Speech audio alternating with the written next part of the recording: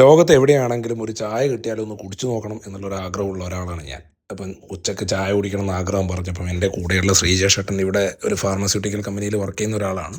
പുള്ളി പറഞ്ഞത് നല്ല ചായയും ഒരു സ്പെഷ്യൽ ഐറ്റവും കിട്ടുന്ന ഒരു ഷോപ്പുണ്ട്. KT ഷോപ്പ് എന്നാണ് ഈ ഷോപ്പിൻ്റെ പേര്. അറബികളാണ് നടത്തുന്നത്. 1968 മുതൽ ഈ ഷോപ്പ് ഇവിടെ റണ്ണിങ് ആണ്.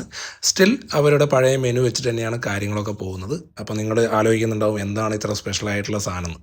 മെനുവിൽ ഒരുപാട് സാധനങ്ങൾ കാണാം. കബാബ്, സമൂസ, വെജിറ്റബിൾ സമൂസ, ചോപ്പ് എന്നൊക്കെ പറഞ്ഞ് ഒരുപാട് ഐറ്റം കാണും. 5000, 6000 എന്നൊക്കെ റേറ്റൊക്കെ കാണും. നിങ്ങളത് കണ്ട് പേടിക്കേണ്ട. അത് ഇവിടുത്തെ കറൻസിയാണ്, ഷില്ലിംഗ് ആണ്. പിന്നെ ഹെവി ആയിട്ട് കഴിക്കാനാണെങ്കിൽ ചപ്പാത്തി, പൊറോട്ട പോലെയുള്ള സാധനങ്ങളും ബോയിൽഡ് എഗ് കാര്യങ്ങളൊക്കെ ഉണ്ട്. നമ്മുടെ നാട്ടിലുള്ളത് പോലെ ഒരുപാട് പലഹാരങ്ങളുണ്ട്. ഇതിൻ്റെ പേരൊന്നും എനിക്കറിയില്ല, കഴിച്ചു നോക്കിയിട്ടുമില്ല. പക്ഷേ അവിടെ കണ്ട 2-3 സാധനങ്ങൾ നമ്മുടെ നാട്ടിലുള്ള പലഹാരമായിട്ട് ബന്ധമുണ്ട്. പൊറോട്ട അവിടെ കാണാൻ പറ്റും നിങ്ങൾക്ക്.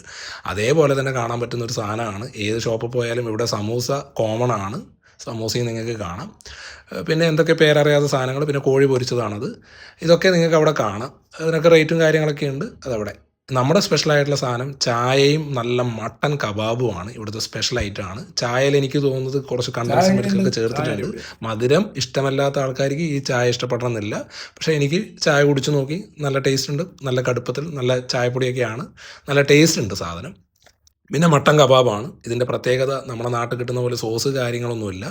നല്ല ക്രിസ്പി ആയിട്ടുള്ള മട്ടൻ കബാബ് പ്ലസ് നല്ല തേങ്ങാ ചമ്മന്തി, ചട്നി എന്ന് പറയാം. അതും ഒരു ലെമണും തന്നിട്ടുണ്ട്.